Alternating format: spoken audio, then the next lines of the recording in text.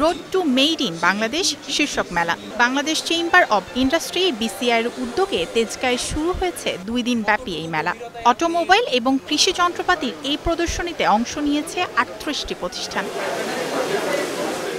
আয়োজকরা জানান, দেশের অটোমোবাইল ও কৃষি যন্ত্রপাতি খাতে বিনিয়োগকারীদের আকর্ষণ করাই এই প্রদর্শনীর উদ্দেশ্য।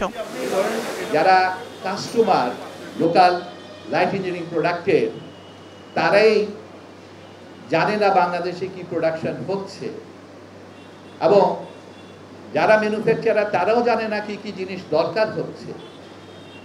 অটোমোবাইল ইন্ডাস্ট্রি বলে আর এগ্রিকালচার ইন্ডাস্ট্রি বলে, তখন মনে হয় এটার একটা বিশাল সম্ভাবনা।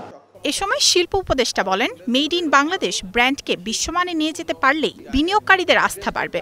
বাংলাদেশ সরকারের অঙ্গীকার হলো মেড ইন বাংলাদেশ।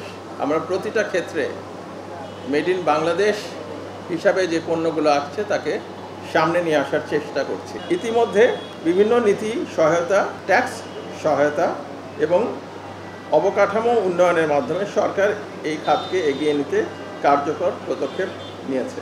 আমরা বিশ্বাস করি এই মেলার মাধ্যমে বিনিয়োগকারীদের মধ্যে আস্থা বাড়বে এবং নতুন ব্যবসায়িক সম্ভাবনার দ্বার উন্মোচিত হবে। আজকের সেমিনার ও আলোচনা থেকে পাওয়া প্রস্তাবগুলো শিল্প মন্ত্রণালয় গুরুত্ব সহকারে বিবেচনা করবে এবং সমস্যাগুলোর সমাধানে যথাযথ ব্যবস্থা নেবে।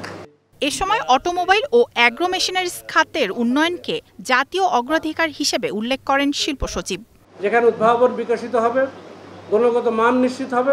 মায়াশিকা রহমান, স্টার নিউজ।